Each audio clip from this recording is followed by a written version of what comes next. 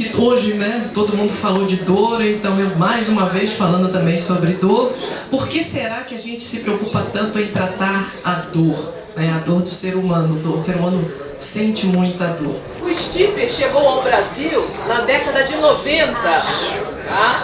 Em 1992, lá no Rio, né, aqui no Rio de Janeiro, e depois ele chegou em São Paulo, foi levado, né, pelo Dr. Mutuquang, do SEATA, e foi distribuído para os professores dentro do SEATA, e o Wundt falou assim, olha, usa onde dói, é para substituir a agulha, porque estava aquela briga muito intensa em relação a quem podia ou não aplicar acupuntura, utilizar agulhas nos pontos de acupuntura. Então o SEATA sempre procurou, buscou, sempre incentiva até hoje, técnicas minimamente invasivas ou nada invasivas. Então o Stifler chegou ao Brasil com essa perspectiva, substituir de forma efetiva a utilização das agulhas. Bom, e aí nós começamos a usar, eu principalmente peguei alguns pacientes em ambulatório, comecei a utilizar e percebi assim, não é só onde dói que passa a dor. Em relação a ele, você tem que fazer o diagnóstico correto, porque se dói e simplesmente eu coloco a pastilha no ponto onde dói, ou uso o ponto ASH, né, o ponto de máxima dor, ele vai funcionar? Vai, mas ele não vai tratar como você espera. Então foi aí que eu comecei a fazer realmente a utilização dele, pensando nisso, fazendo o diagnóstico, como nós fazemos o diagnóstico da medicina tradicional chinesa, avaliando o pulso, avaliando língua, pegando todas as informações e depois elencando os pontos e substituindo a inserção de agulha pela aplicação da pastilha Stifler. Assim como vocês fazem na orelha também, né? Escolhe os pontos, ou eu vou colocar um cristal radiônico, ou vou colocar um pequeno magneto, ou então eu vou colocar sementes. Não é assim? A mesma coisa é o Stifler. Então as pessoas têm muita surpresa ao utilizá-lo e às vezes não têm sucesso porque ficam única e exclusivamente pensando em onde dói, põe. Não é isso. Ele é uma prática, é uma terapia como tantas outras e requer diagnóstico. Então a gente vai falar um pouco sobre dor. Existe um conceito principal de dor, um conceito científico e um conceito cultural a respeito de dor. E aí a gente lembra o seguinte, o nosso corpo não possui receptor de dor. Então, como é que nós sentimos dor? Por que dizemos que dói? Se nós não temos em nenhuma área do nosso corpo, falando fisiologicamente, receptor de uma dor para dizermos aqui dói. Por que isso acontece? Porque nós temos uma experiência sensorial relacionada àquela situação.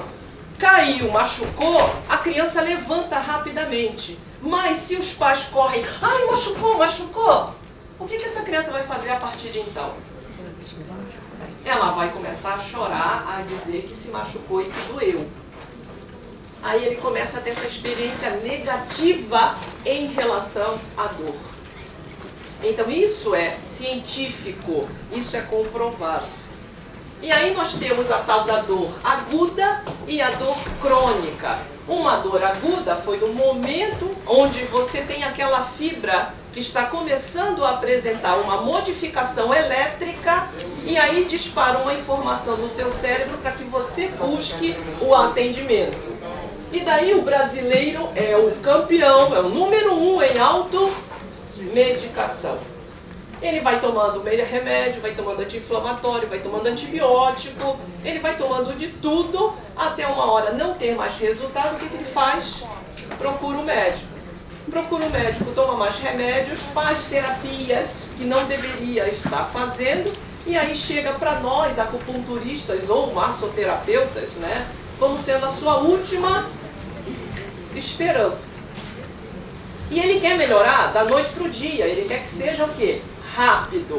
Por isso a maioria dos acupunturistas se especializam em dor, retirar dor, porque é o que mais aparece, sim ou não? em consultório. Seja dor física ou seja uma dor emocional que passou para o campo físico.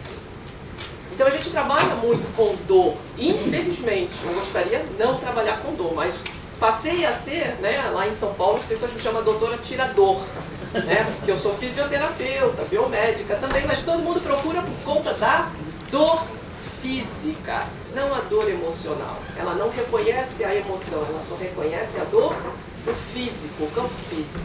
Em relação à parte cultural, as pessoas têm uma relação muito legal com dor. Elas gostam de sentir dor. Então, se vocês pensarem naquela região, né, da Ásia, onde tem a Índia, e vocês vão perceber que as pessoas gostam de ficar penduradas, passam por cima de chamas, de fogo, né, e elas não sentem dor, elas não apresentam a menor dor. Não, elas não vão sentir dor mesmo, porque elas têm uma relação muito boa com a experiência da dor. Para elas é dignificante, para elas é um crescimento pessoal. Então existe esse conceito em relação à dor. Bom, eu, por exemplo, eu não sinto, as pessoas falam assim, meu nível de dor é muito alto. Eu realmente não sinto dor. Para eu falar que está doendo, a coisa tem que estar muito grave. Eu já fiz algumas cirurgias sem anestesia, tá? Cirurgia de retirada de cisto aqui da mão, cirurgias, né, bucais. Então, para mim a dor não existe. Então tem que ter, se eu tomo um anestésico, no caso, né, parto, não tive dilatação, tive que fazer uma cesárea, e receber anestesia, quase que eu não volto, sabe? Então eu evito ficar doente, exatamente porque se eu precisar de um processo cirúrgico, eu não vou precisar de anestesia, e se eu tiver um anestésico no meu corpo, eu afundo e demoro horas e dias para voltar.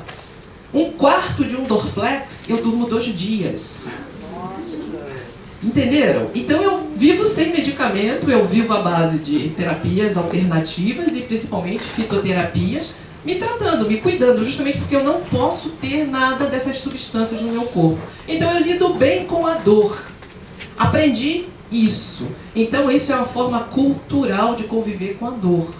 Entenderam? Então tem pessoas que, no mínimo, já começa a chorar, já começa a gritar, porque ela aprendeu a sentir dor e aprendeu o custo-benefício da dor. Isso a gente encontra também nos consultórios, sim ou não?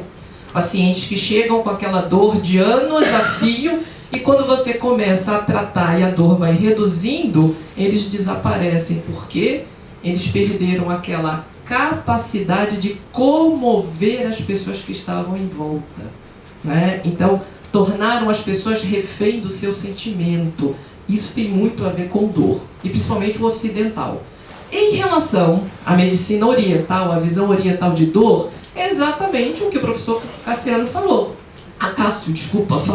Você tem aquela relação onde você tem um choque, uma torção, uma pancada, uma lesão numa área, onde você vai desenvolver, dependendo do seu aspecto energético, alguma patologia relacionada com Yin Yang, ou com Qi, ou com Xue, ou então, principalmente relacionado com os meridianos tendinos musculares, que estão mais superficiais, e isso vai cronificando, levando para dentro através desses canais unitários que estão diretamente ligados aos meridianos tendinos musculares, para a parte mais interna, mais profunda, que são os Zanfu.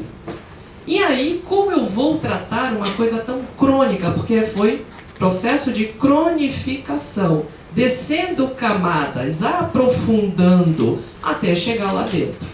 E aí o que é interessante é que, em relação à visão oriental, eu tenho o principal foco, a emoção, o coração. Quem mora dentro do coração?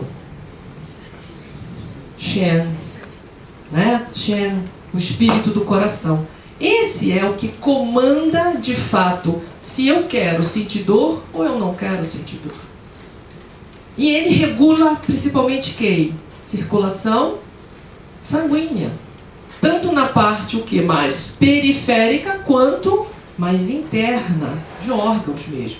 Então, a importância desse elemento fogo E dentro do elemento fogo, o seu maior aspecto, que seria o coração, essa parte mais yang do fogo é o coração. Porque ele está ligado diretamente na parte circulatória, na melhor a parte circulatória do seu corpo. E eu tenho ele enviando todas essas informações, ligando todos os canais. Então essas conexões internas dos canais, elas devem ser muito bem estudadas e muito bem observadas por todo e qualquer profissional que se diga acupunturista. Eu não tenho que me fixar única e exclusivamente na parte externa, nos canais principais. Eu tenho que entender por que um ponto mexido lá embaixo no meu pé vai funcionar aqui em cima na minha cabeça. Será que é a ligação direta? Não, são através das conexões internas que eles fazem e chega aqui em cima. O efeito é muito melhor do que se eu trabalhasse exatamente aqui. Porque a quantidade de substâncias, de dinhe, de ti, shui, que o movimento é maior do que se eu usasse esse ponto mais próximo. Então, a gente tem que começar a entender isso se quer ter realmente sucesso em relação a esses trabalhos, mais em relação à dor. Trabalhando em relação à dor. Bom, e o nosso sistema de autocura?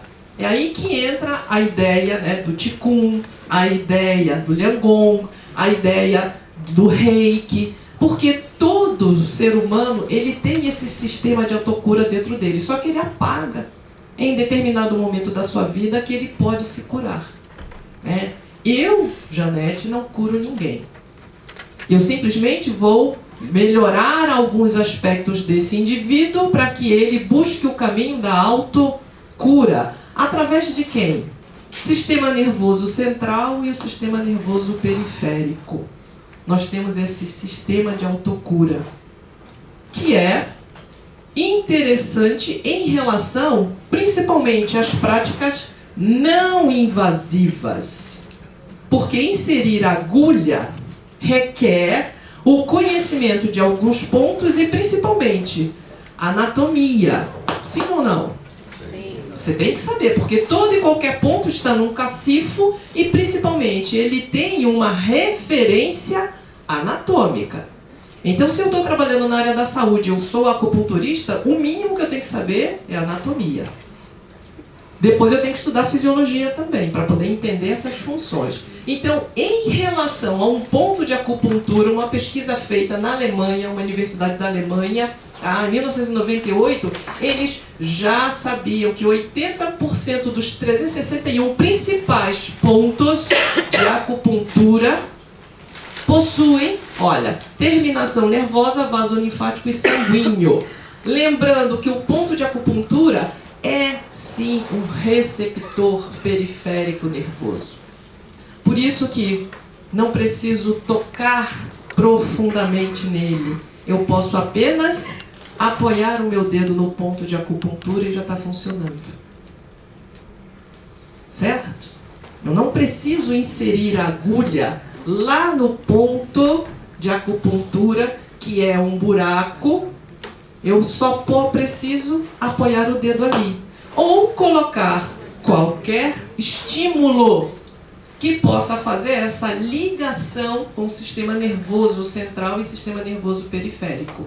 Tá? Colocando uma pastilha, ou colocando uma semente ou dedo nessa região próximo ao ponto ou sobre o próprio ponto, eu vou ter a função nervosa estimulada, equilibrada. Então, olha, o ponto de acupuntura é isso aqui. Então, ele tem 42% de um nervo cérebro-espinhal, ele tem também 18% nessa região aqui, olha, que é o ponto de acupuntura, um plexo nervoso perivascular. E 40% também aqui nessa região do cacifo, que a gente sempre fala, é um buraco realmente, eu tenho esse cacifo, eu tenho 40% de um plexo nervoso.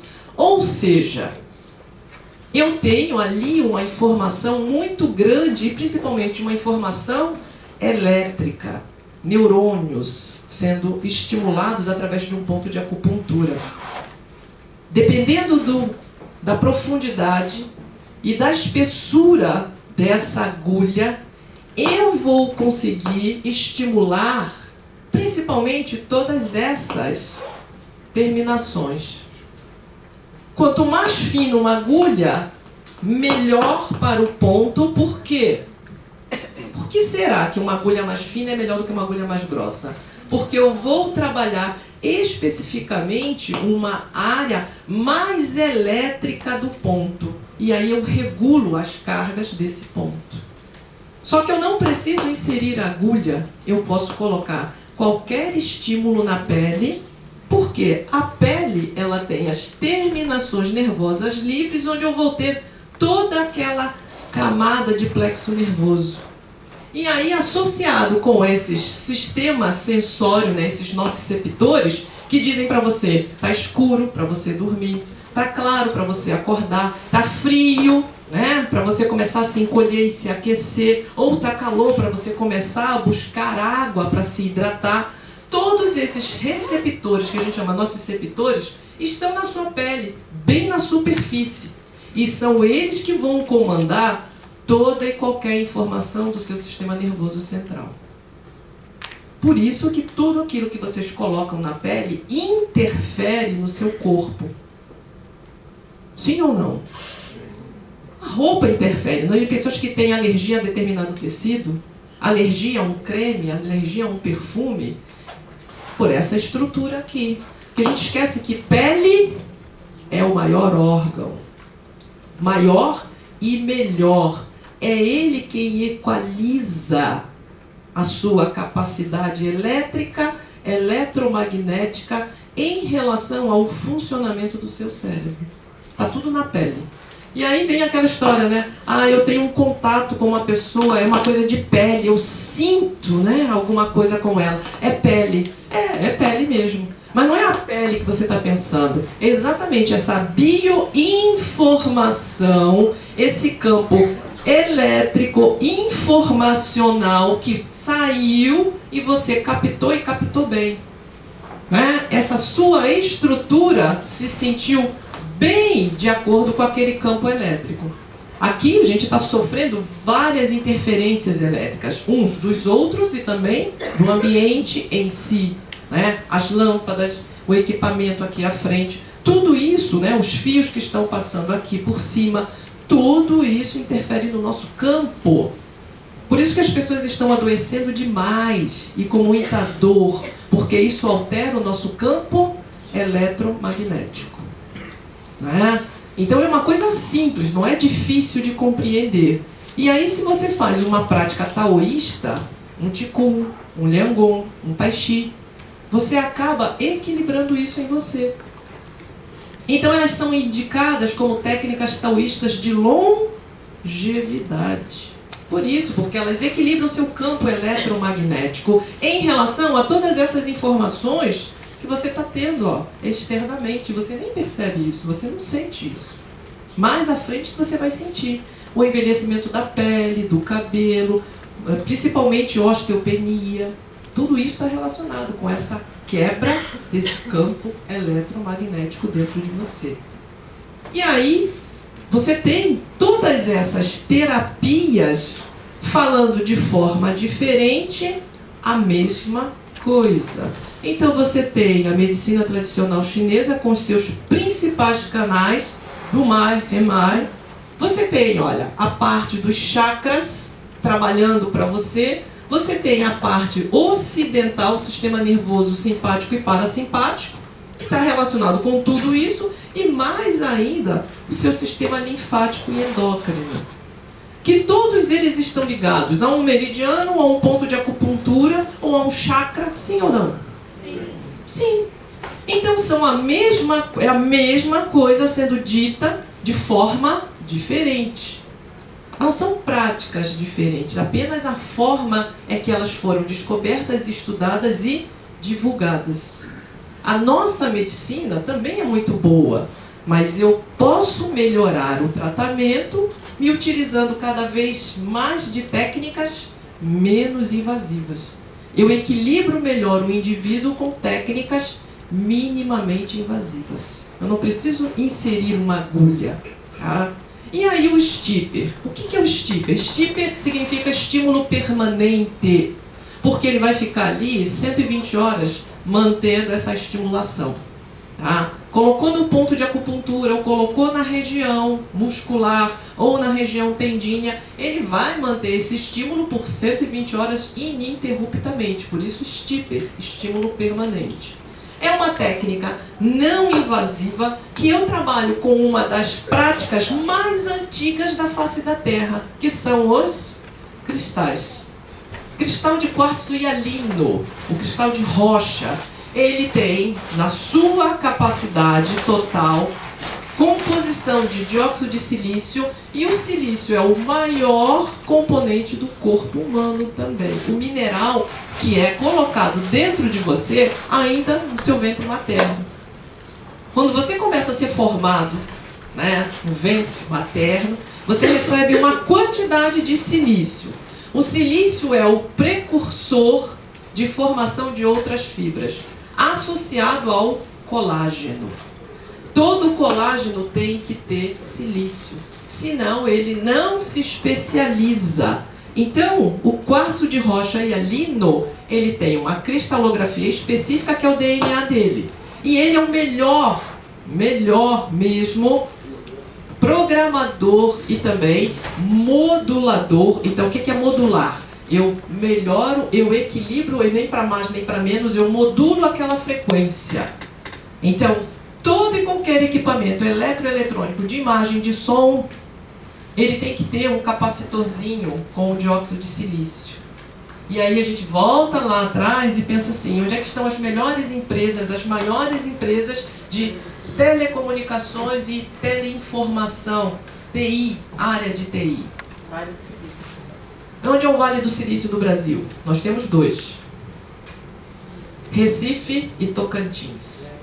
São os dois maiores vales do silício. Então, muitas empresas vieram dos Estados Unidos e se estabeleceram lá nessas duas regiões. E nós temos nos Estados Unidos o Vale do Silício deles, né? Que todas as maiores empresas estão lá. Por quê? Porque lá eles têm uma forma melhor de modulação de frequência.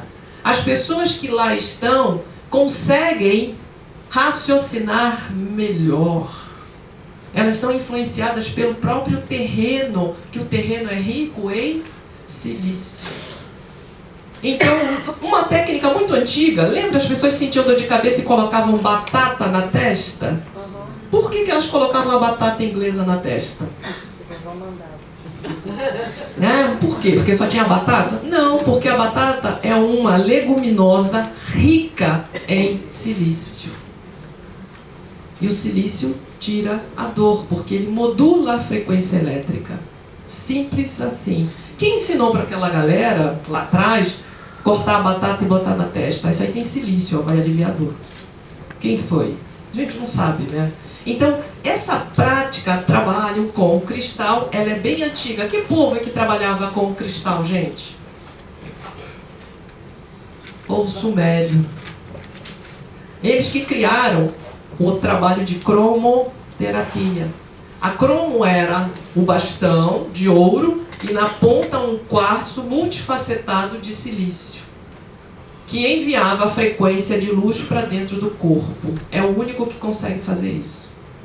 Então, envelhecer significa déficit de silício. Nós temos o silício biocompatível, o silício biológico. Você começar a ficar com cabelo branco, ficar com ruga, pele flácida, tudo isso é déficit de silício. Não tem como repor. Porque se pudesse repor, nós nunca mais envelheceríamos nem morreríamos. A vida eterna, longevidade. Entenderam? Então, ele é importante em relação ao colágeno, porque ele vai fazer com que esse colágeno se especialize em tantas outras células. Tecido conjuntivo frouxo, né, o estriado, porque eu preciso de uma melhor capacidade de colágeno. Tanto que a maioria dos cremes aí para parte estética fala sempre em quem? Colágeno. Colágeno hidrolisado. Toma colágeno. Não adianta nada, mas tudo bem. Está vendendo creme, está vendendo pílula. Não adianta absolutamente nada. Hoje em dia já tem creme com colágeno e silício. Tanto que nós fizemos o creme, a máscara. E essa máscara, ela não só serve para a parte estética, mas também para a parte o quê? Álgica. Edemas Principalmente, áreas com edema, capsulite adesiva de ombro, eu tenho tratado mais com a máscara do que propriamente com a pastilha. E tem funcionado? Claro, tem silício. Tá? Então vai uma dica aí para vocês. E em relação ao efeito biológico dele, lembra aqui, ó, eu tenho a pele.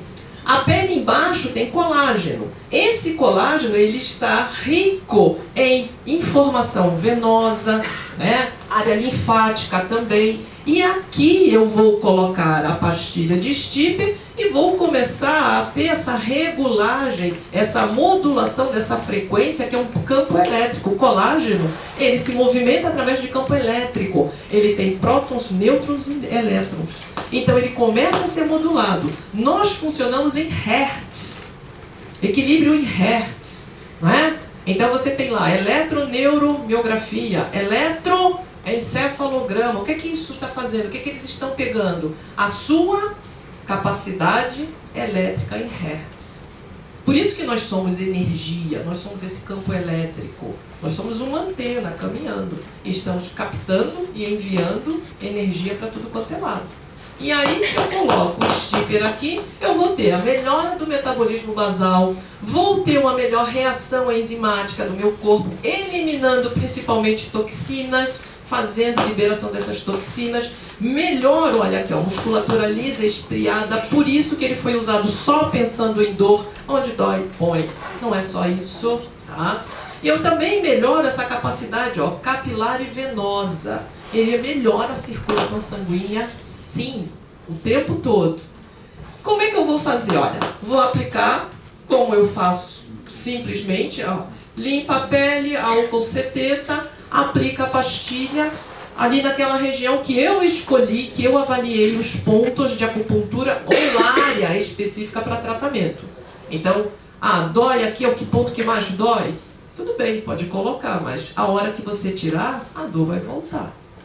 Então não é isso que o Stiper resolve trabalhar, ok? Em relação à parte clínica, eu não corro o risco de lesar o paciente, de trazer um problema para ele com agulha. Encontro muito paciente com hematoma por conta de erro de aplicação, né?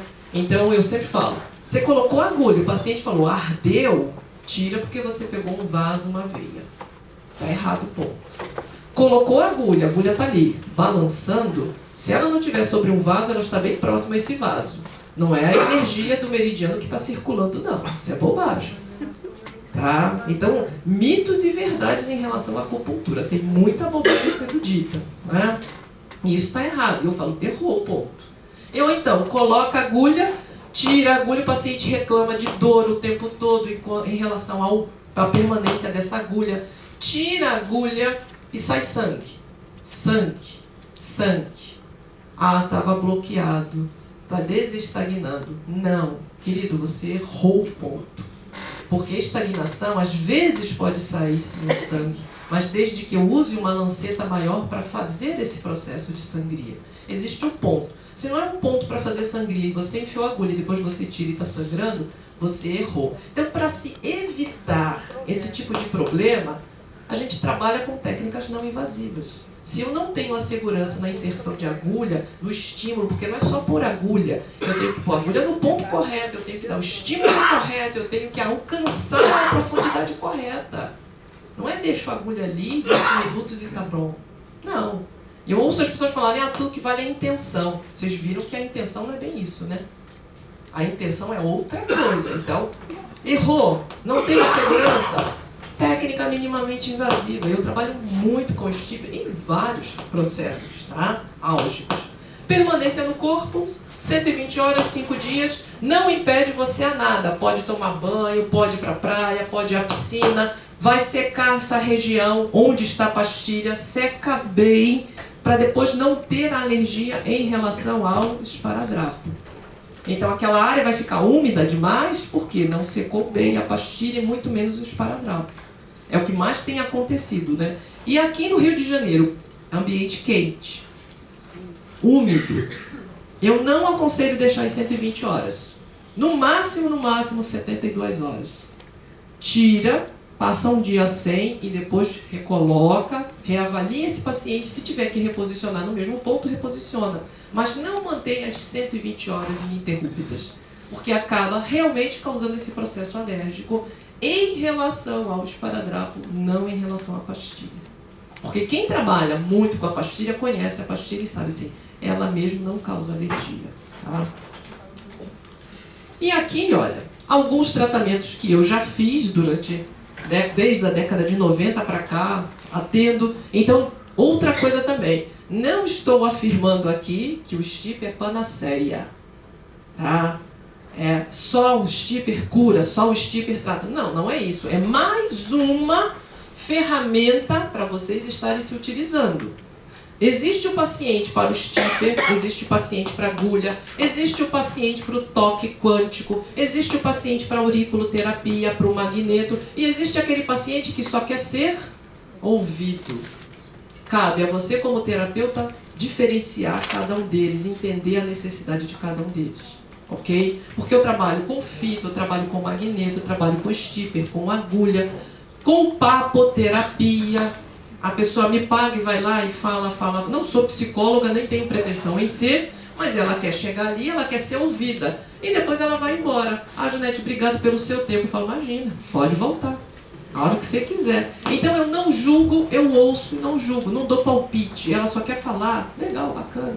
Entenderam? Então, isso é ser terapeuta. Eu não vou julgar, mas, dependendo do momento do tratamento, isso aqui era uma capsulite adesiva que se transformou em bursite e depois foi tratada. Essa foi a minha primeira paciente, porque eu comecei a fazer diagnóstico. Antigamente eu só colocava assim como disseram, né?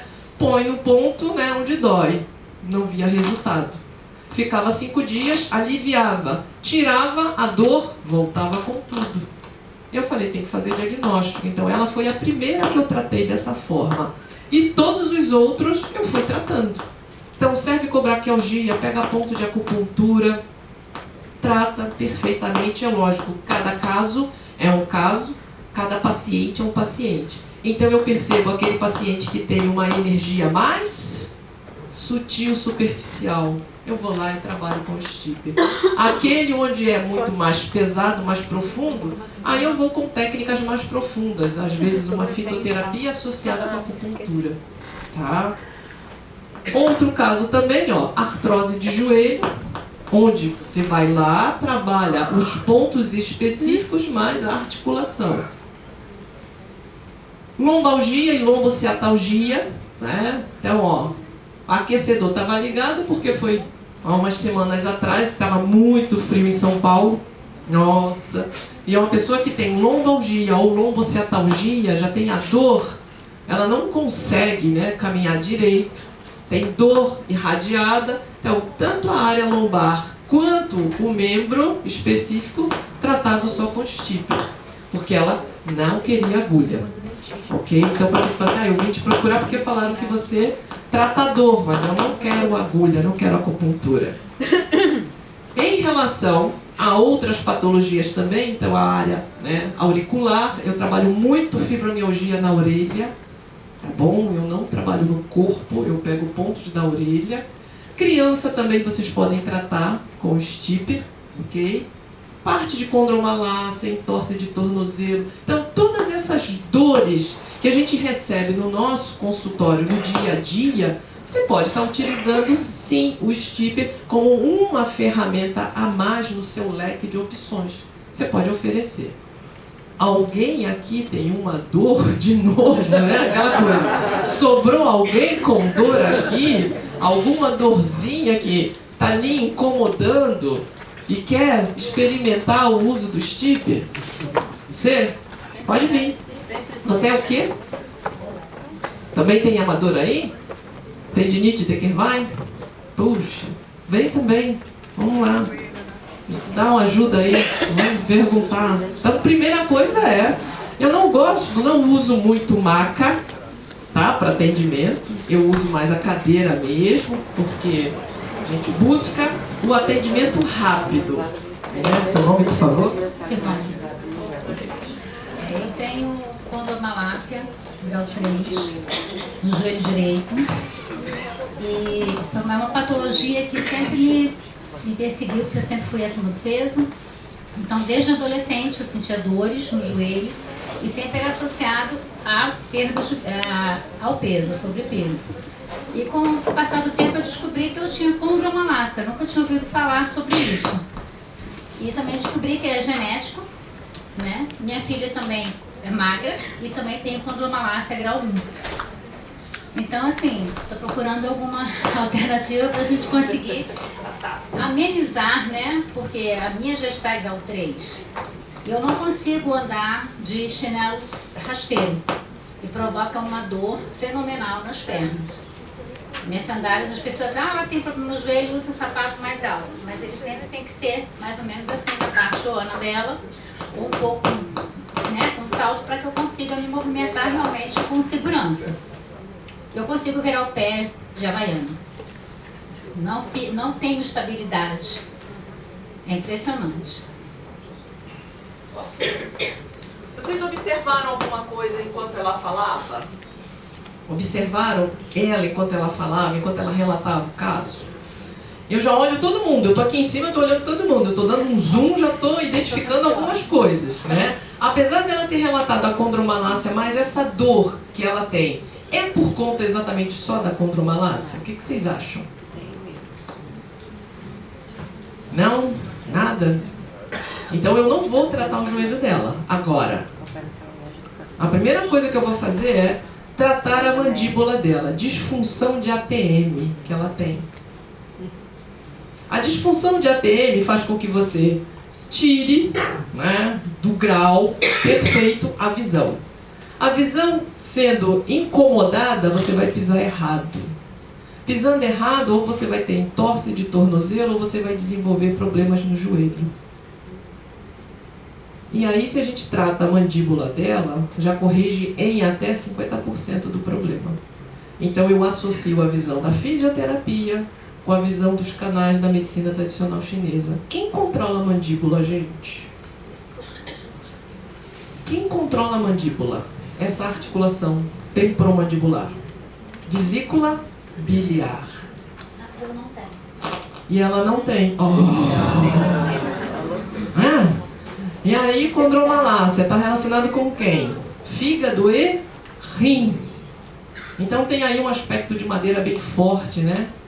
E pode ter sim uma parte essencial, porque tem o rim envolvido. Então, como é que a gente faz um diagnóstico tão rápido assim? Vivência, experiência. Eu não preciso ficar perguntando, eu não vou pegar pulso dela, olhar a língua, nada disso, porque eu já sei onde é que está o problema. Eu vou começar tratando pela mandíbula para depois a gente chegar lá no joelho. A primeira coisa que eu vou fazer é isso. Então observe como é que a gente trata uma disfunção de ATM. Apesar dela não se queixar de dor, ela pode ter dor de cabeça de vez em quando. Não tem dor de cabeça. Dor, dente, alguma coisa, né? Mandíbula, nada. Deglutição, garganta, nada. Nunca teve nada disso. Que bom. Que bom. Vamos cortar aqui os paradrafos rapidinho para a gente aplicar. São 4 pastilhas que vocês vão aplicar. VB2 à frente, né? Área do trago. E TA atrás, ó, processo mastoideu. Quem está aqui?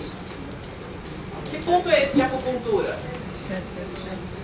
TA D17. Então são esses 2 pontos que você vai fazer bilateral, ok? Então vamos lá. Vou cortar aqui rapidinho. Oi? Rapidinho.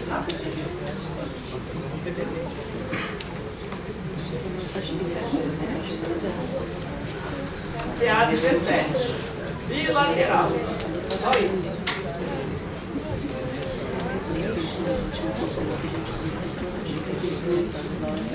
E aí, vai aplicando bilateral.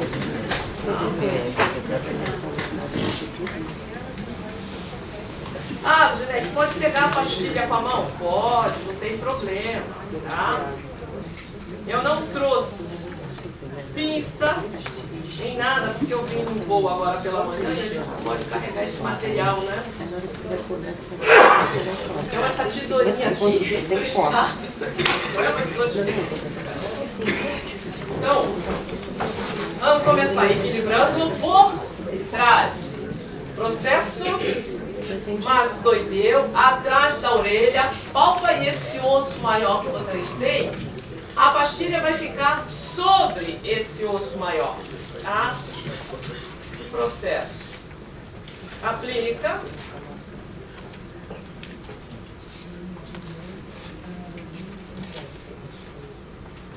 Do outro lado. Eu tenho que estabilizar essa articulação. E depois a frente. Grave.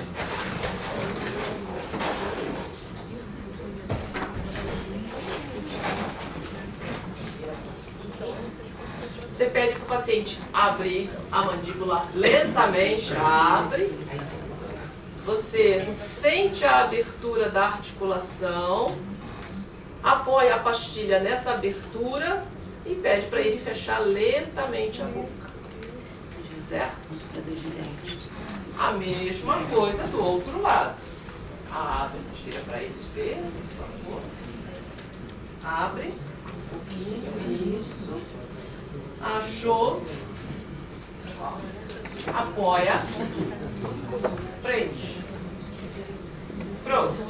Ela estava na abertura máxima ou Janete? Não, não precisa. Não precisa abrir tudo. Porque às vezes o paciente, quando ele tem a disfunção, se ele abre o máximo, desloca. Eu estava perguntando se ela já estava na Não movimentação de precisa. abertura. Então você sentiu, abriu já a área, ali você segura, apoia a pastilha e fecha. Tá? Vamos lá. O que está sentindo em relação ao corpo com a pastilha? Pode falar. Essa diferença, assim, não senti muito, assim, nada de momentâneo, Normal, não. muito. Tô normal. Tá. Vai ser Em relação ao joelho, Você quer que eu levante? você sente a dor só quando você levanta, você anda? Melhorou um pouquinho, que ele estava repuxando assim, no meridiano da bexiga, na vesícula biliar. Você sentindo na própria vesícula, mediando a vesícula. Eu sempre senti. Quando eu estava na pós, e os meus companheiros de pós, quando eu chegava lá em crise, eles me tratavam realmente com o meridiano da bexiga, da vesícula biliar, né? E pegar também muita parte do fígado. Agora, eu consegui estabilizar. em relação a esse canal que a gente tem que tratar, qual seria o melhor ponto mais distal em relação ao joelho para ser tratado? Dentro do VB? Dentro do VB. VB41. Por que o VB41? Porque ele trabalha também o campo visual. Ok? E aí você pode colocar bilateral ou você coloca só homolateral a dor. Ela tem a dor maior onde? Só o direito. O esquerdo dói também ou não? Só o direito. O direito é o que dói muito. Então, que dói mais. E a sua filha?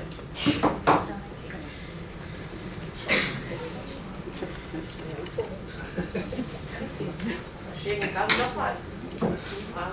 E aí a gente coloca uma pastilha do VB41 e vê a resposta. Então você vai aos poucos tratando o paciente assim.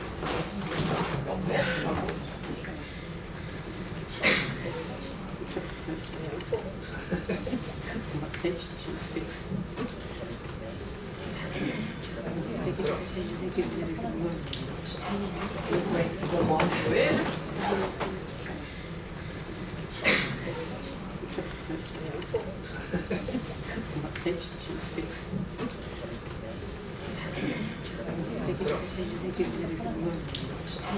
Como é que se comporta o joelho?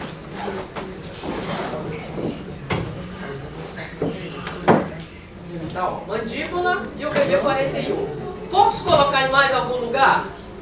O que vocês acham? Sim ou não? Sim. Sim. Qual o próximo ponto? Se sim, eu poderia usar? Chega 60? Chega 60? Não.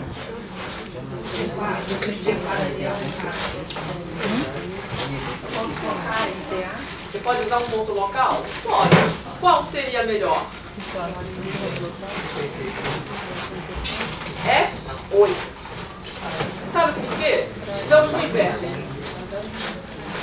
Posso colocar F8 porque estamos no inverno. F8 é ponto RO. Ponto final de circulação. Então ali eu vou remover toda e qualquer umidade. E aí fui avisada de que o tempo já estourou. Né? Ok, já estourou. Então vou só fazer, vou ficar te devendo. Vou ficar devendo. Não, é só encerrar, professor. Depois que encerrar, você Aí eu trata pego ela e o pessoal sai para Isso, almoçar. beleza. Então vamos lá. F8. Ali é a solução. Ela tem uma cicatriz no F8 de queimadura de moto. Cadê os fiscais da John? Um pouquinho errado, né, tá?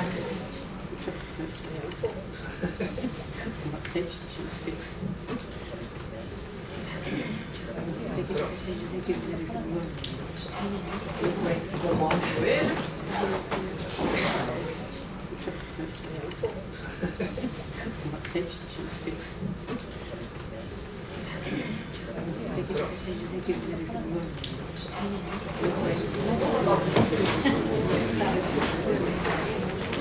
Vê como é que se comporta e a gente... Tá ótimo. Obrigada. Acabou a dor? Tá sem dor? Coloca ela repuxar assim. Não tá mais. A dor somente a ladeira. Dentro do joelho. Não tem mais dor? Quando eu levantei, eu senti assim, né? Você sente essa tensão quando você pisa na lateral do joelho por dentro. Não tô sentindo. Que bom. Quando eu levantei, eu não tô sentindo. Quantos nós usamos? Ó, 4, 5, 6. Então, não é a quantidade que vai fazer a diferença, gente, é o diagnóstico. Então, observem sempre isso, né? A diferença do tratamento é o diagnóstico. Para que tudo dê certo, diagnóstico correto. Gente, obrigada.